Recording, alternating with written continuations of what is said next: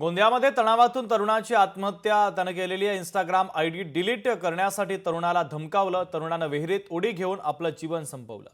तेरोडा तालुक्यातील जमुनिया येथील घटना आहे। तर 4 जणांनी चाकूचा धाक दाखवत तरुणाला धमकावलं। या तणावातून या तरुणानं आत्महत्या केल्याची माहिती आहे।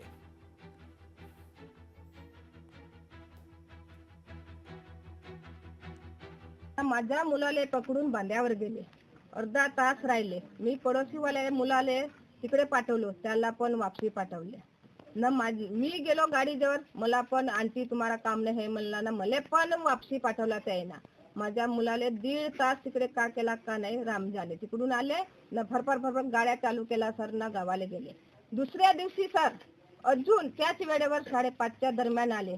वो का गया माझा मुलगा इकडून मागे उन फरार झाला सर। चप्पल सुद्धा नाही घालले सर, भीतीच्या पायी।